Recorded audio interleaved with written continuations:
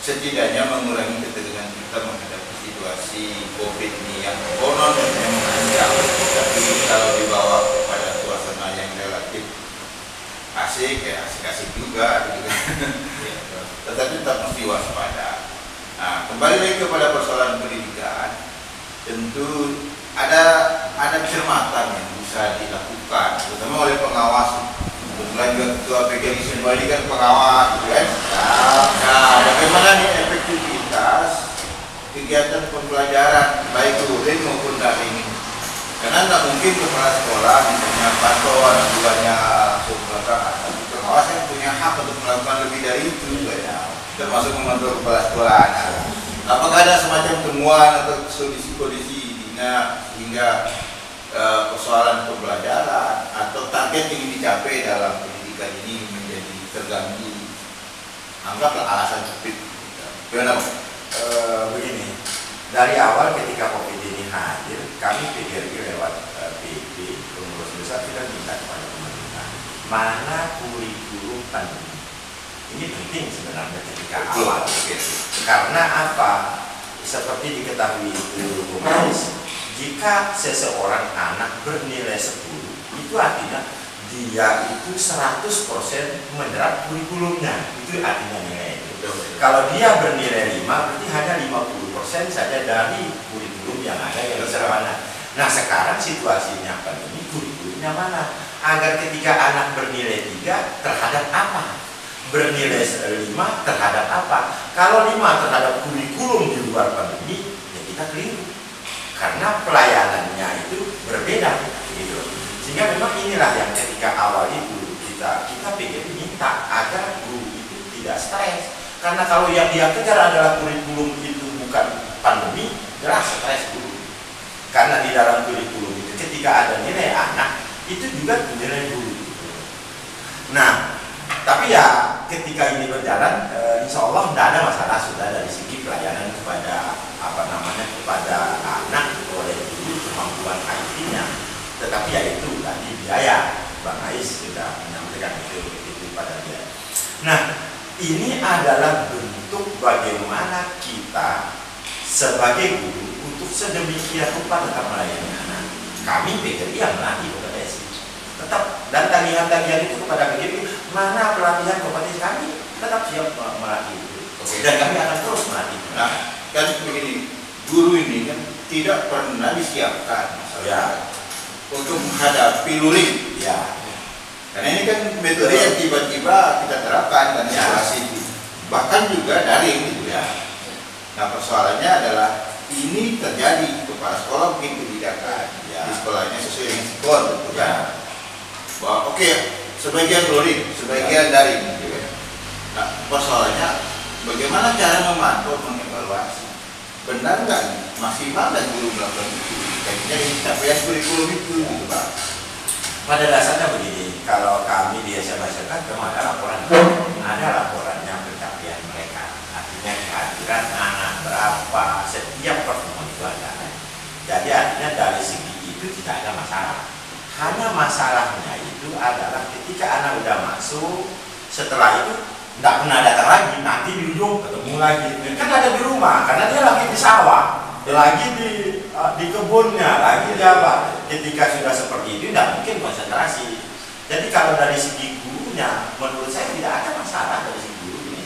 Masalahnya adalah ada di lingkungan itu. Kalau yang kecil barangkali kelas 1, 2, udah langsung ditemani oleh orang tuanya dengan sedemikian ketatnya bisa berjalan. Kalau sudah SMP kata kita sih mereka bisa terima, tapi risikonya mereka sedang daring sambil main mungkin main kelereng, mungkin main di garki. Ini masalah kita katanya.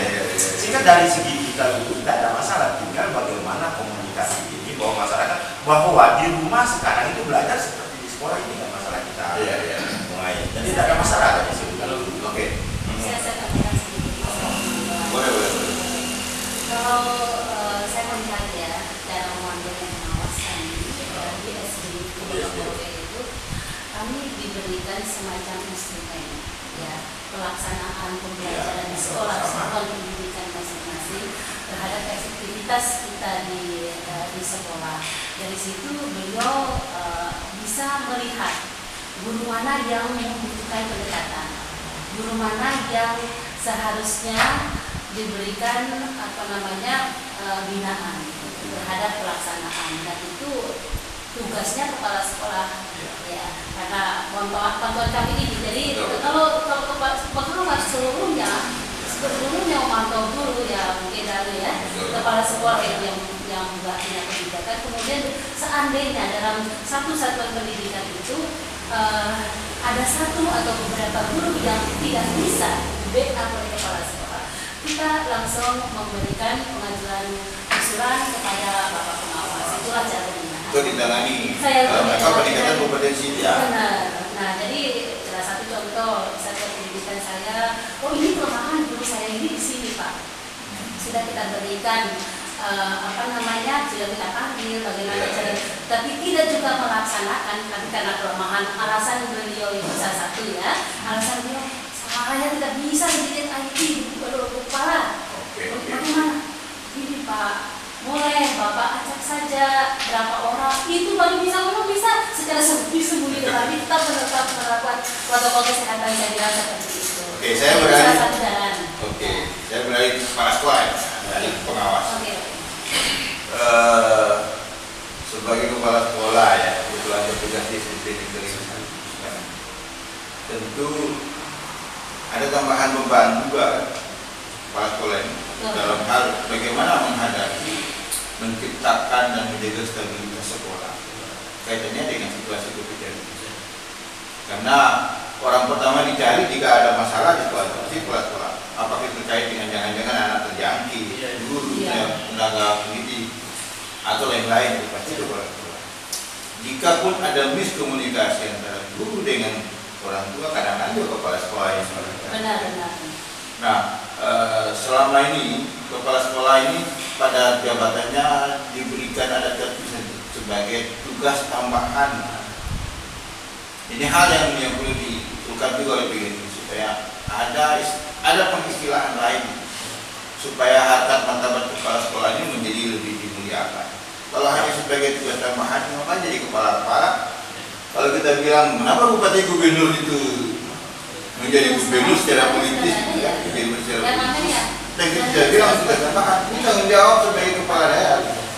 Ini yang kita ingin rumuskan. Mungkin PGRI bisa dorong ini nanti supaya ada rumusan yang lebih memuliakan itu kepala sekolah itu. Jangan hanya disebut tunjangannya pun sedikit juga. Sudah begitu kena fitnah lagi. Kena fitnah kepala sekolah ini kan.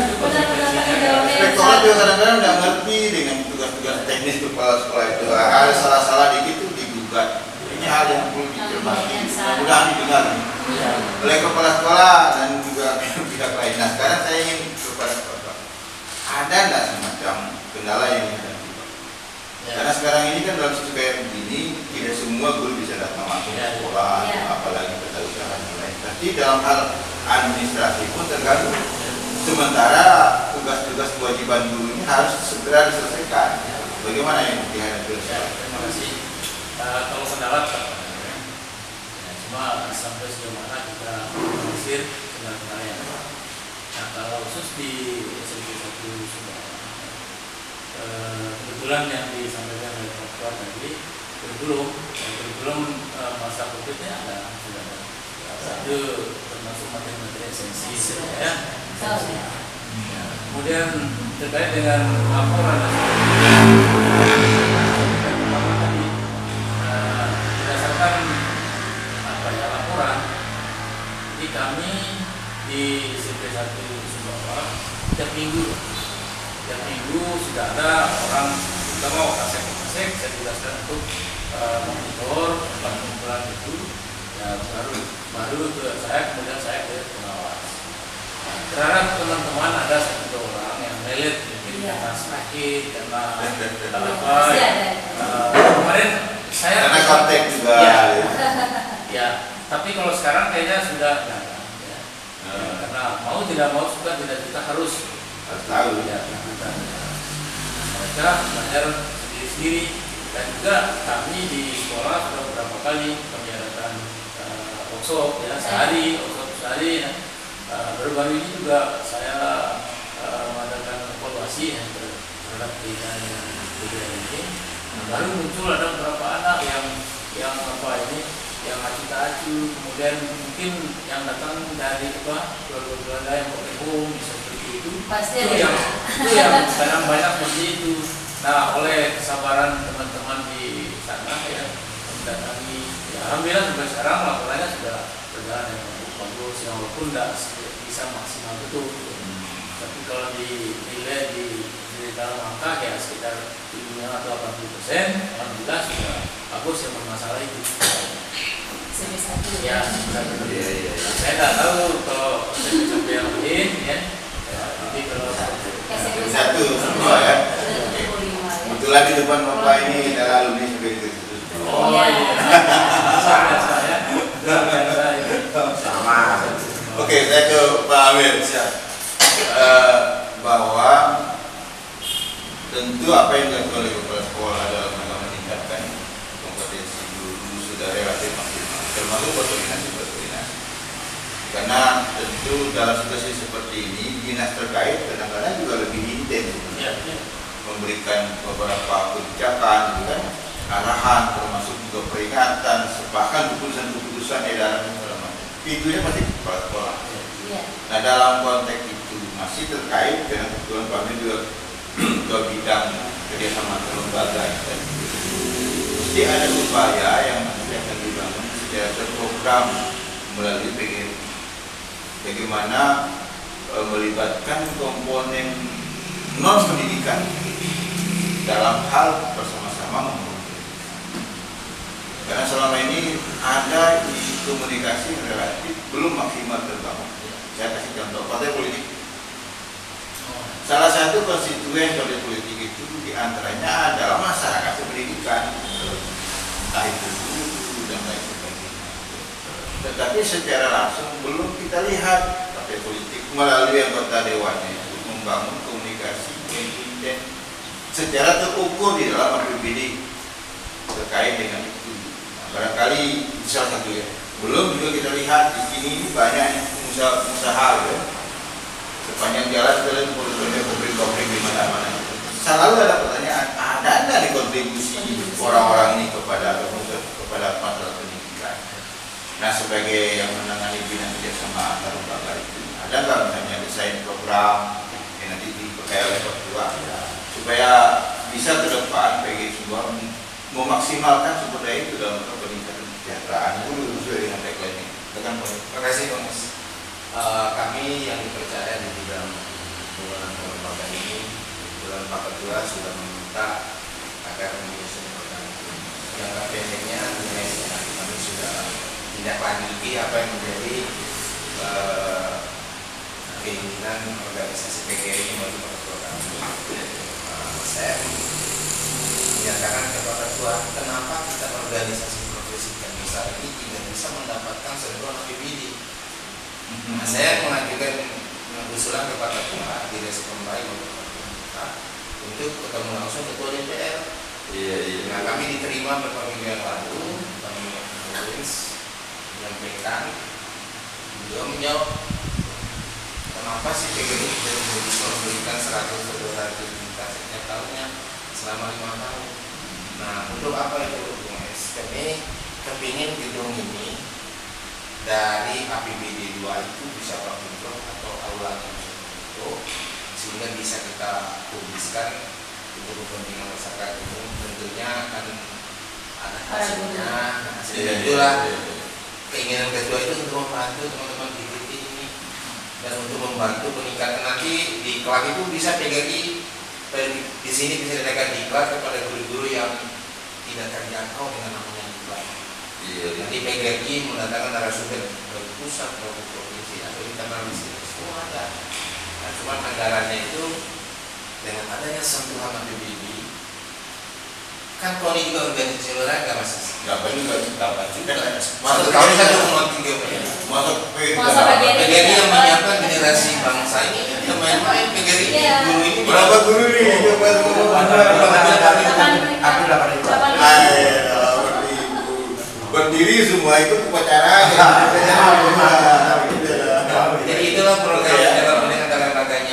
Berapa kali sekitar kembali kita ya? Beliau bilang segera disusun dan Sudah selesai. disusun oleh Pak Sekretaris tinggal datang. Oke. Ah. Apa poin program yang sudah dimasukkan dalam usulan itu, Pak Ketua? Dari proposal sudah ada kita buat untuk kita bangun aula di belakang nanti.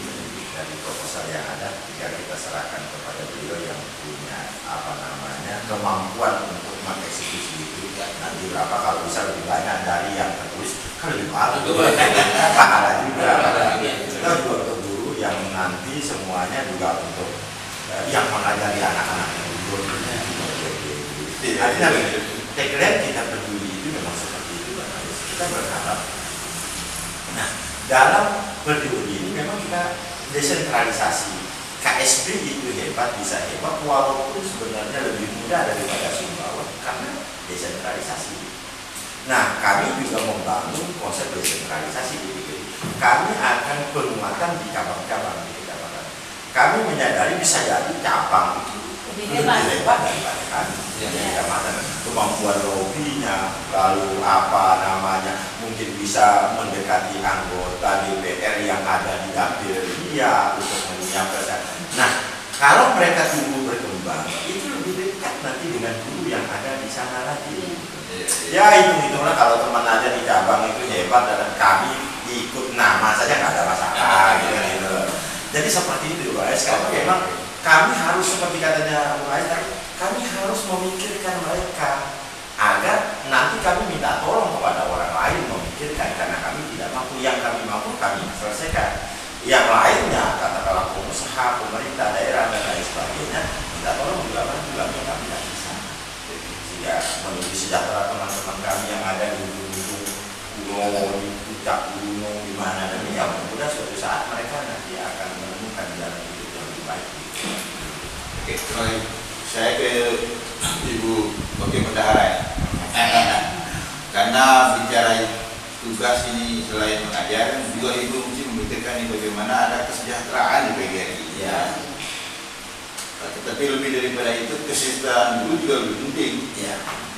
Nah, adakah misalnya program yang coba dilemparkan atau ditawarkan baik oleh pusat, provinsi atau dinas terkait di dalam yang menawarkan selain guru itu mesti lebih meningkatkan kompetensinya secara profesional, juga diminta untuk ikut ambil peran dalam mencari solusi peningkatan kesejahteraan di teman-teman. Ada nggak yang dilakukan belakangan? Oh iya, terima kasih. Ini kan pengurus masih pengurus baru. Memang masih punya impian. Semua kita punya impian yang idealis. Kemarin pertemuan awal begitu banyak sepertinya bangga yang akan memberikan masukan-masukan ke bendahara Kokas PGRI. Salah satunya kemarin saya dengar dari seksi wirausaha. Nah, dari seksi wirausaha kemarin. Begitu programnya sangat bagus sekali melalui program umroh kemarin dengan memberangkatkan sekian umroh, maka ada kontribusi yang akan diberikan ke PGRI. Begitu pula dengan yang kemarin PGRI ini, di mana di sini Wasada PGRI berharap bisa melayani kebutuhan rekan-rekan guru, di mana Wasada itu nanti adalah dari guru untuk guru ya oleh guru, yang pada akhirnya nanti akan bisa meningkatkan kesejahteraan para guru. Nah, ini sedang diupayakan. Ini juga menjadi salah satu mimpi dari pengurus saat ini, berupaya membuat sebisa mungkin. Mudah-mudahan ada jalan nanti diberikan kemampuan kita membangun toko di depan dengan niat yang baik. Jadi salah satu cara itu kita bisa meningkatkan kesejahteraan.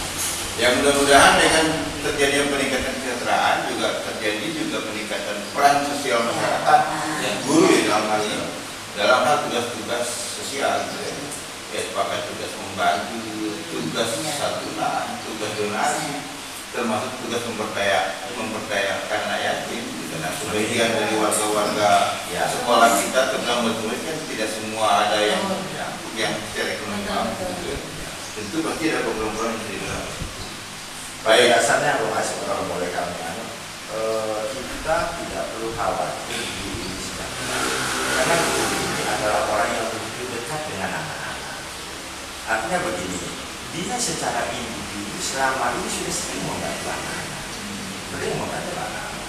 Bahkan juga memang secara individu teman-teman guru itu ketika sejahtera, kalau dia misalnya beli sapi suruh orang lain yang pelihara, bukannya itu telah membantu masyarakat lain, atau beli kambing lalu pelihara, bukankah itu? Tapi kita tidak perlu, karena ini guru ini orang banyak, sehingga kalau mereka juga mampu dulu ke rumah sejahtera akan mempengaruhi kesejahteraan yang ada di hidupnya. Lalu dari kita berdoa mudah-mudahan hal itu bisa tercapai. Ya, tadi saya tidak bilang tentang kepala sekolah ini. Kepala sekolah kawasan sekarang itu lagi tapi seorang leader yang utamanya itu manajemen usahakan bisnisnya untuk memajukan sekolah. Jadi sekarang kepala sekolah itu memajukan sekolah itu diberi tanggung jawab untuk mengelola manajemen selain dari anggaran usaha untuk mencapai. Tidak ada jam wajib mengajar kan sekarang. Artinya sekarang tidak lagi guru itu untuk memenuhi sertifikat itu harus mengajar. Dulu kan tugas sama status itu harus mengajar 6 jam. Iya. Nah, sekarang kan tidak ada lagi penuh. Tapi tetap namanya tugas tambahan. Tidak ada. Sudah hilang. Oh, jadi Sudah hilang. Oke. Baik. Namun dari segi kesejahteraan kita tidak berbeda dengan dulu ya. Tidak tunjangan. Perubahan itu tidak diberikan kepada pendidikan kesejahteraan. Dan hanya sertifikasi saja. Tunjangannya nggak ada. Masih datang-datang. Masih tetap. Ini hal yang berarti ini hal yang jadi PR juga harus didorong. Ya, pemerintahnya juga harus punya opsi gitu kan. Makanya sedikit kemarin ada teman yang diminta untuk masuk ya kepala sekolah. Apa sih bedanya kepala sekolah dengan guru? Dari segi kesejahteraan masih banyak gaji kita. Kalau memang golongan rendah kan gitu. Kenapa? Karena tidak ada kesenjangan kesejahteraan. Berarti kan ini poin yang mesti kita dorong bersama. Dalam situasi COVID apalagi kayak gini kan, kita ini didera oleh banyak persoalan. Minimal kita jadi panik, tetapi kalau dalam kepentingan kayak begini ekonomi kita tidak terus juga akan menjadi semakin parah gitu. Mungkin sedikit Pak Main. Oke. Saya ya kita semua ya takut bangga dengan teman-teman guru yang ada di bawah. Dalam kondisi COVID seperti ini, alhamdulillah kita rawat guru semua. Tapi terbukti bahwa bisa mengangkat nama baik bawah. Ya, seperti ada salah satu SD kemarin saya dapat emas perak di PSN, menuju PSN ya, PSN, ICP juga dapat perak, kebetulan di SMP bawah. Tingkat nasional. Ya, tingkat nasional. Nah sekarang yang baru-baru ini yang saya sudah kasih ke Pak Tulang, jadi dapat juara 1 nasional. Jadi dapat emas, oleh tadi numerasi dan literasi nasional. Artinya itu pun ya adanya kerjasama antara guru dengan orang tua. Dan kita juga orang tua yang betul menjadi guru di rumah. Terima kasih lah. Kita ambil hikmahnya ya. Sekarang ini termasuk kita juga. Ya. Saya walaupun sudah tidak punya putra kecil, tapi kan cucu ada. Begitu beratnya kita menjadi guru di rumah. Jadi pelajaran bagi kita semua. Jadi pelajaran bagi kita semua. Oke. Dan terima kasih kepada Ibu yang selama ini luar biasa juga. Ya kita dorong kaitannya dengan apa ya, memotivasi kita. Ya, bahkan 3 kali dalam sebulan di daratnya ya. Mulai kegiatan LGMP, sekarang PIK ya. Itu juga terobosan-terobosan dari dari ibu kepada semua yang begitu sangat betul-betul supaya dulu ini betul-betul sesuai dengan fungsi. Oke, bincang kita sudah cukup panjang dan setiap ketua ini memberikan posisi. Tapi ada beberapa hal yang ingin saya bawahi sementara dulu. Bahwa pertama dalam situasi seperti ini, semua komponen bangsa terutama guru juga harus tetap kuat, solid, dan makin profesional. Bahwa upaya peningkatan kapasitas itu ya harus menjadi upaya yang organisasi secara pribadi semestinya kan. Di samping didorong oleh kepala sekolah di sekolahnya, juga disupport oleh PGRI sebagai organisasi yang memang bertujuan untuk itu. Tetapi terhadap apa yang sudah dilakukan, hingga kemudian ada yang berprestasi akibat dari itu, baik itu mereka melatih, difasilitasi dan lain-lain, juga ada reward, ada apresiasi. Dan terhadap informasi bahwa yang berhasil sukses menang dapat emas perak itu, pertanyaan saya itu adalah mudah-mudahan ya pemerintah yang baru memberikan apresiasi dalam bentuk reward lah kepada guru, pelatih, kepala sekolah, karena sukses anak-anak itu bagian dari kerja-kerja teman-teman ini. Itulah harapan kita ke depan. Nah terakhir kita ingin dengar ini ya kata-kata indah lah dari satu tua. Bagaimana nih kita ingin menatap pendidikan dalam perspektif lebih baik dalam kondisi COVID ini, tetapi dengan semangat baru gitu ya, sebagai ketua baru yang tentu harus punya beda. Apalagi program-programnya sudah di tangan DPR sebagian seperti lebih semangat. Silakan Pak Ketua. Ini closing dari kami barangkali dari ketua PGRI. Yang pertama, kami himbau kepada semua teman guru, mohonlah tetap mengisi ruang-ruang kelas maya, ruang kelas nyata, bentuknya seperti apa, itu dengan penuh makna. Segala hal yang menjadi aspirasinya teman-teman sampaikan kepada pengurus ranting, pengurus cabang, dan kepada kami. Jangan lakukan sendiri-sendiri. Kami hadir adalah untuk menyalurkan aspirasi teman-teman. Itu yang pertama.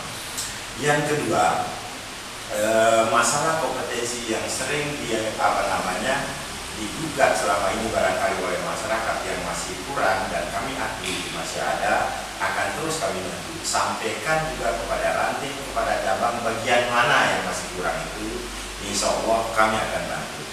Kepada masyarakat, kami menghimbau, kami berharap mudah-mudahan kita bisa kerjasama. Semua kami adalah menginginkan lahirnya generasi baik, bahkan terbaik untuk tanah Intan Bulayan ini, Bu Mais. Percayalah semua guru seperti itu, bahwa mereka masih punya keterbatasan dalam menyampaikan. Mohon maaf sebelumnya jika ada hal yang salah yang dilakukan oleh teman guru kami dan lain sebagainya, mohonlah saling konfirmasi lebih dulu. Jika ada, jangan dulu dibawa ke kepolisian dan lain sebagainya jika salah, Bu Mais. Karena bisa saja hal itu mungkin ada hal-hal yang di luar kemampuan beliau barangkali dalam menguasai diri dan lain sebagainya. Maklumi mereka juga kan manusia, Bu Mais. Nah, tetap kami berharap adanya saling kerjasama kita semua. Toh semua demi anak kita. Anaknya masyarakat itu anaknya ibu dan bapak, itu juga anak kami, karena kami menyebut mereka anak murid. Ibu dan bapak kan menyebutnya anak kandung, tadi sama. Gitu. Semuanya kita menginginkan mereka menjadi anak-anak yang hebat dan bermanfaat. Oke, dari sekian demikianlah bincang-bincang kita dengan PGRI Kabupaten Sumbawa. Bahwa memang ini yang pertama, ya, tapi pasti bukan yang terakhir.